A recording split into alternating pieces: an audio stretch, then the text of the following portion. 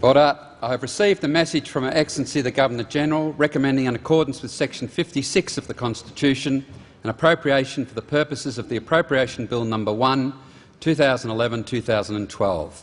I call the Treasurer. Yeah. I present the Appropriation Bill No. 1, 2011 and 2012. The Clerk. First reading, a bill for an act to appropriate money out of the Consolidated Revenue Fund for the ordinary annual services of the government and for related purposes. The Treasurer. Mr Speaker, I move that this bill now be read a second time. Mr Speaker, the purpose of this Labor government and this Labor budget is to put the opportunities that flow from a strong economy within the reach of more Australians, to get more people into work and to train them for more rewarding jobs, so that national prosperity reaches more lives in more corners of our patchwork economy, to take full advantage of the seismic shift in global economic power, which positions us as a prime beneficiary of tremendous economic growth in our region, and to succeed in the good times as we did in the bad, by choice, not by chance, by applying the best combination of hard work, responsible budgeting and well-considered policies to the difficult challenges ahead. Mr Speaker, this budget is built on our firmest convictions that just as our focus on jobs helped Australia beat the global recession, so too can a focus on jobs ensure we maximise our advantages in the Asian century. And just as deficits are the right thing to fight a global recession or to rebuild from natural disasters, so too are surpluses right for an economy set to grow strongly again. We have imposed the strictest spending limits, delivering $22 billion in savings to make room for our key priorities, ensuring our country lives within its means. We're on track for surplus in 2012-13, on time and as promised. Yeah. And this provides the solid foundations for the targeted investments we announce tonight.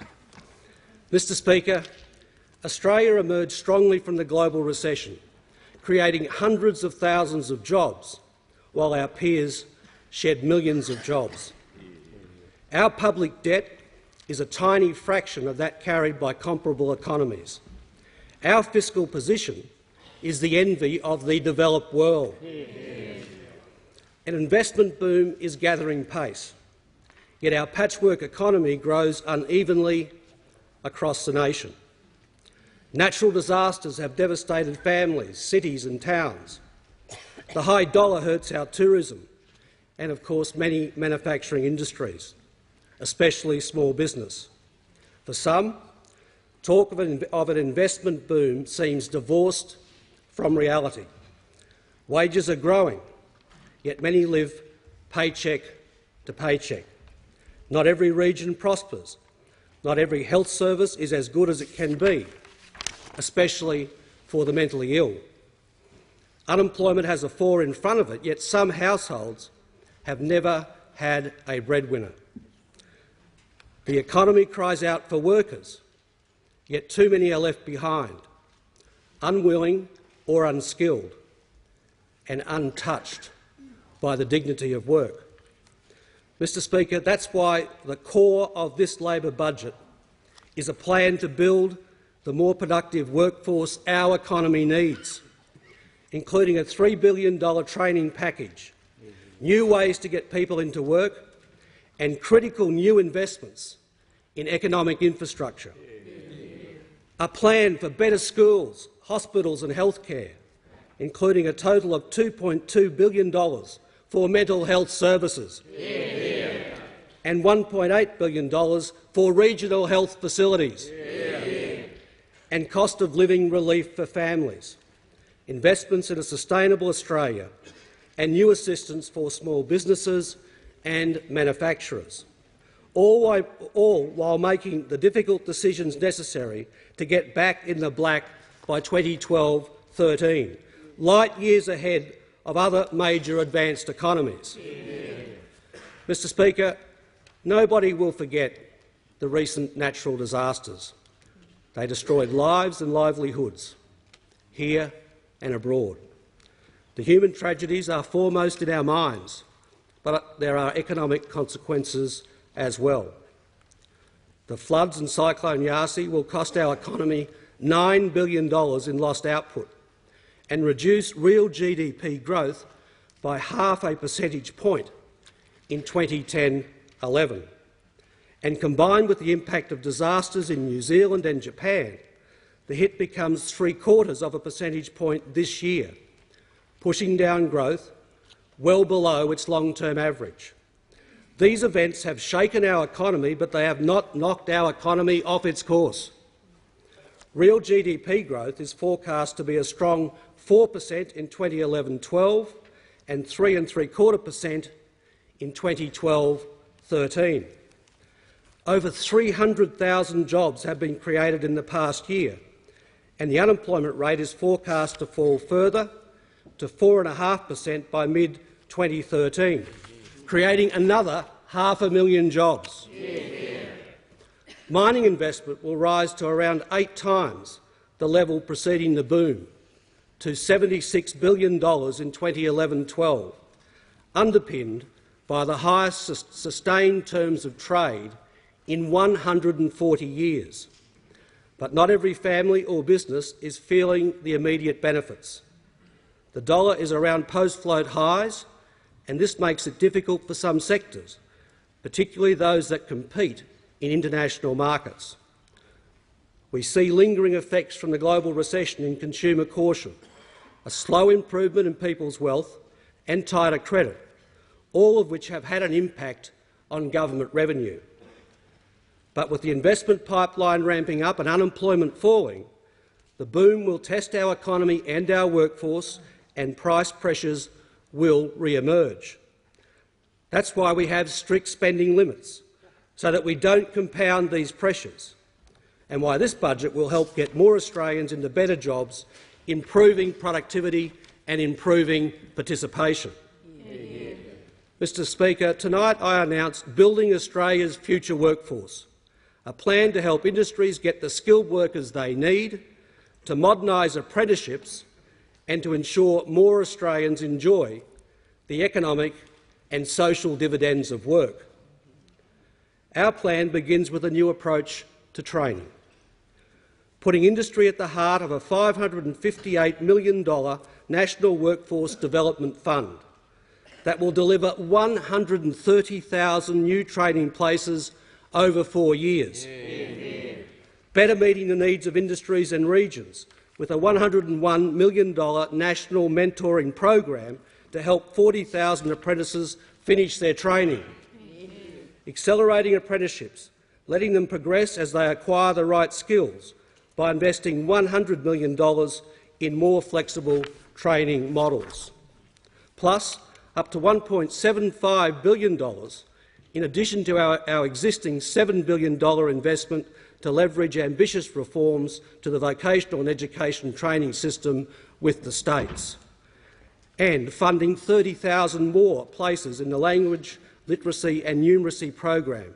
to provide the basic skills essential for a job. Mr Speaker, along with training more Australians for work, we also need to attract highly skilled migrants to live and work in regional Australia. For the first time, we will allocate 16,000 skilled migration places to the regions, complemented by regional migration agreements for communities with skill shortages.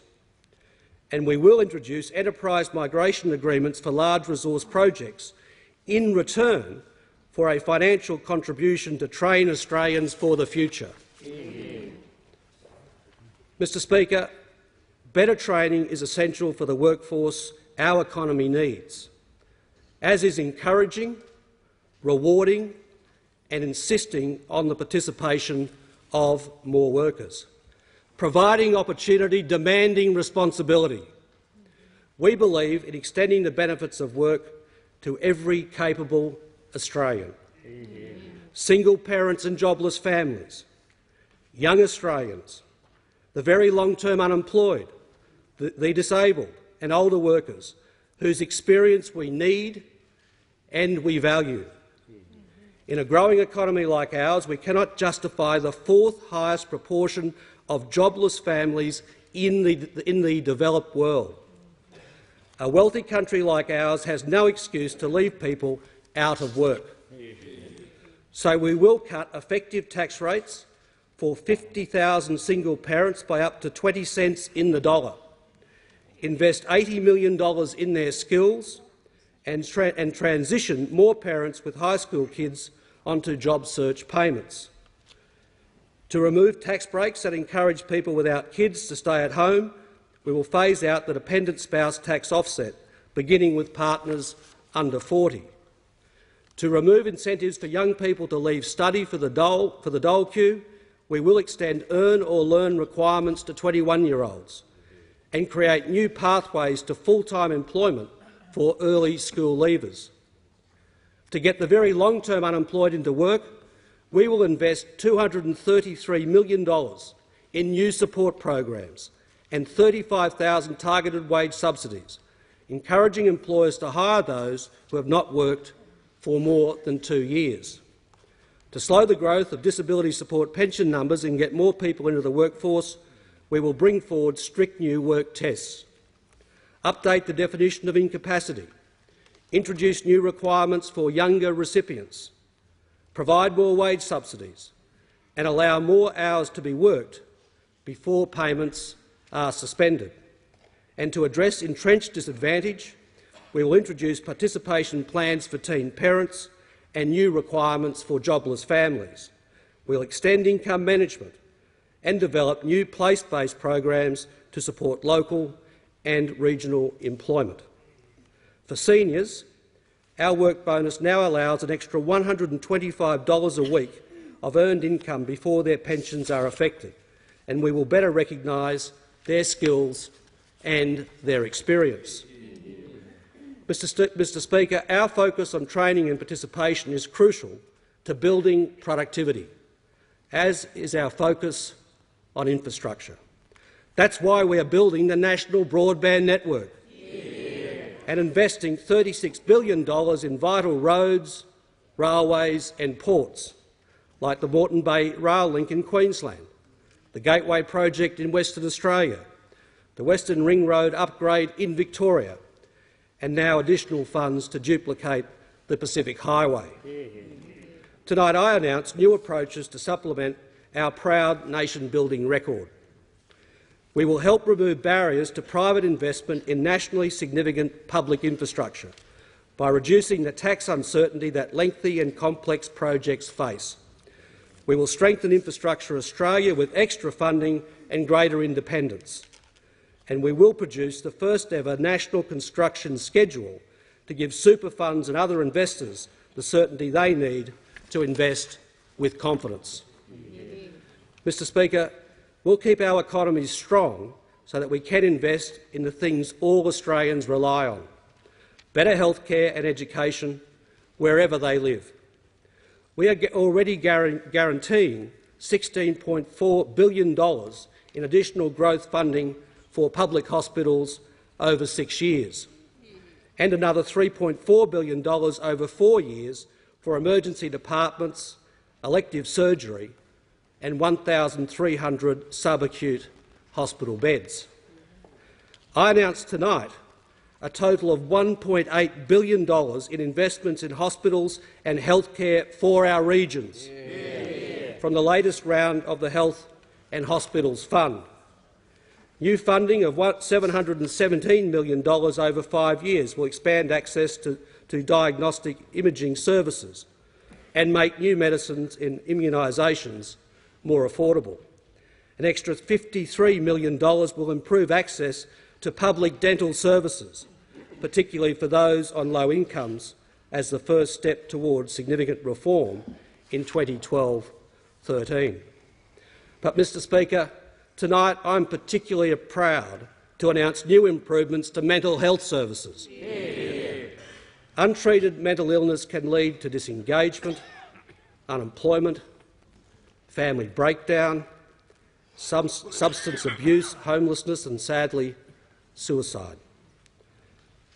We demonstrate our commitment to addressing mental illness by making the room in a tight budget for $1.5 billion in new initiatives as part of our $2.2 billion package to deliver better care.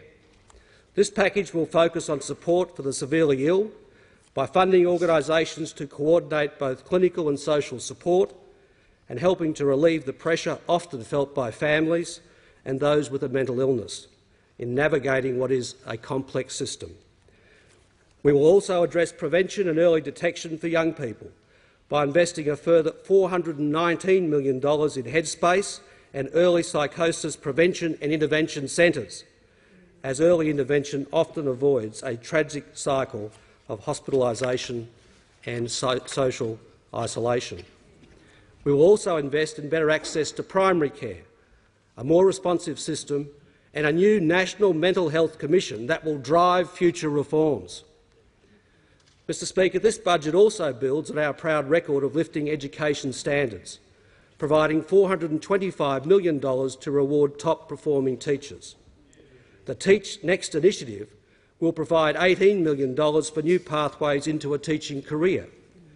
We will invest $200 million to support disabled school students, and we will extend the National Schools Chaplaincy Program, taking new investment in schools to over $800 million in this budget. Yeah. Mr Speaker, while our national economy is strengthening, not all Australians automatically share in the opportunities this creates. So this budget will help families under financial pressure, regions under pressure to modernise and grow, and industries under pressure from the rising dollar. We take seriously our responsibility to deliver financial assistance when it is needed and to provide extra support for families with kids at school. From July this year, we will deliver up to a further $300 a year of the low-income tax offset into pay packets, rather than at the end of the year. We will increase Family Tax Benefit Part A for older teenagers by up to $4,208 a year. That's $161 a fortnight. On top of the $460 million we are providing to extend the education tax refund to cover school uniforms. We will allow payment advances of up to $1,000 for Family Tax Benefit Part A recipients at any time to meet unexpected family expenses and give parents greater choice when they receive childcare support. And we will recognise prisoners of war from World War II and the Korean War, with an additional payment of $500 a fortnight from 20 September 2011. Yeah. And, Mr Speaker, we know too many Australians are squeezed by rising costs of living, and we help where we responsibly can. That's why we cut income taxes substantially in each of our first 3 budgets, so that an average income earner now pays around $1,000 a year less in tax.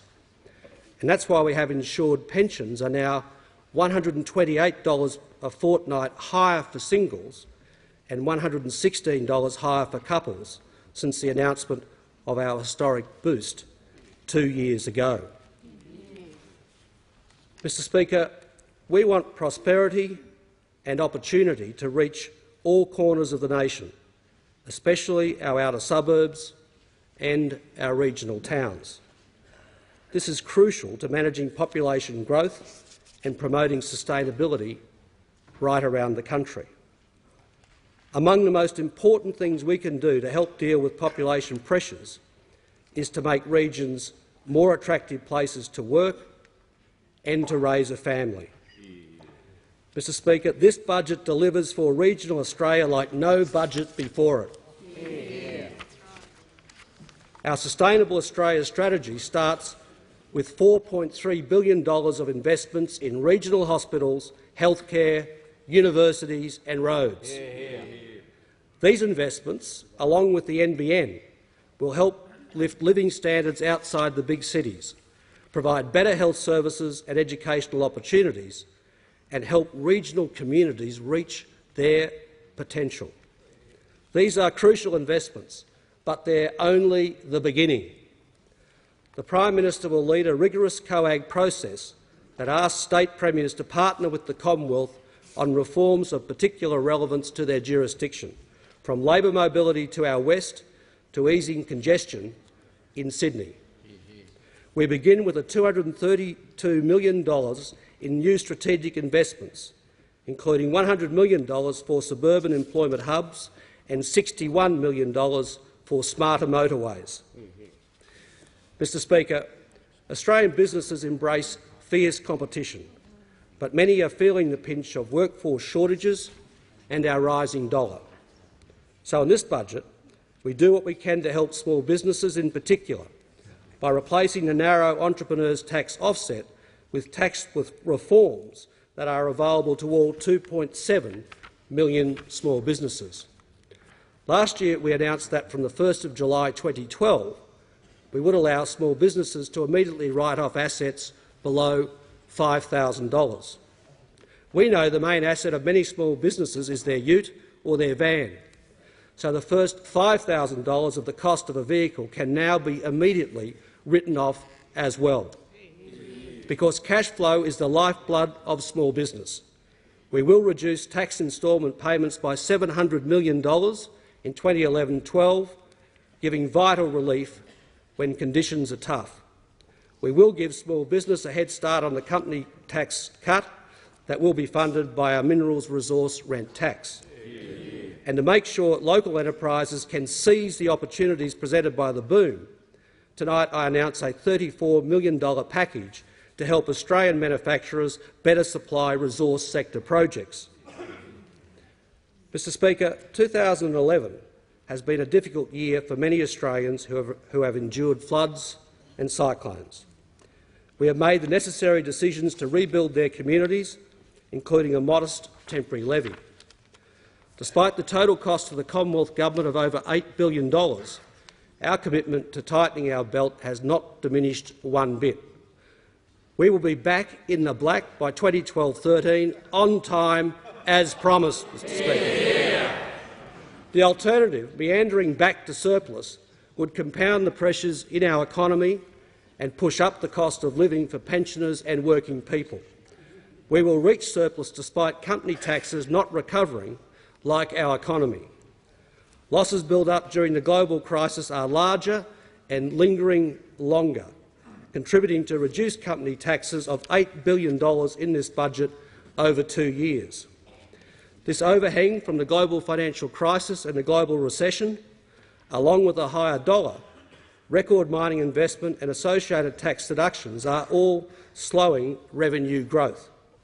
Since the last update, tax receipts are down $16 billion in the first 2 years, taking the whole write-down since the crisis to $130 billion, $130 billion over 5 years. The lower tax receipts in this budget account for all of the increase in the deficit for 2010-11 and about two-thirds of the increase over 2010-11 and 2011-12.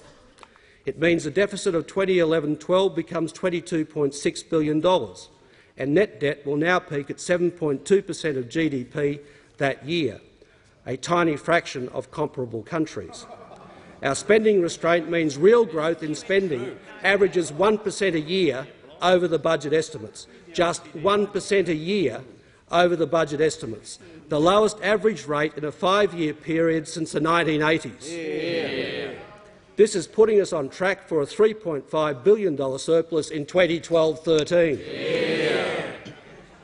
Mr Speaker, just as it was right to step in and support the economy during the downturn, it's now right to step back and make room for private sector activity. Good decisions now will avoid unnecessary pain in the future. $22 billion in difficult savings in this budget will strengthen our structural position over time. We will reform the fringe benefits tax arrangements for cars by introducing a single rate regardless of how far a car is driven, saving $954 million over 5 years. This is one of 12 reforms since the last budget which deliver on directions identified by the tax review, including the phasing out of the dependent spouse tax offset and replacing the entrepreneur's tax offset with better small business policies. Ending the freeze on the higher income limits for family payments for 2 more years, extending the freeze on the higher income limits for family payments for 2 more years will also save $1.2 billion and make the system more sustainable. And we will increase the public service efficiency dividend, saving $1.1 billion. Mr Speaker, we don't take our savings decisions lightly. We take no joy from making them, but we take comfort in knowing they're right and necessary to ensure we don't compound the pressures of the boom. Labor governments of the past managed the transition from a closed economy to an open economy competing in the world. Now the world is changing. We must change as well. Ours is again an economy in transition. Global economic weight shifts from west to east, bringing growth and dynamism closer to Australia than ever before. Our economy transitions from sluggish growth to stretching at the seams. Our budget from deficits in tough times to surpluses in better times. Our industries must transition to the clean energy technologies of the future, encouraged by a price on carbon. Mr Speaker, having beaten the global recession, we now face these new challenges. Managing them is the key to our future. With the right policies and decisions, we can convert an unprecedented mining investment boom into an opportunity boom for more of our people. We believe in the Australian promise that if you work hard, you won't be left behind. We believe our economy can't afford to waste a single pair of capable hands. And we believe this budget, our tax reforms, our plans for a carbon price will set Australia up for the prosperous future all our people deserve. I commend the bill to the House.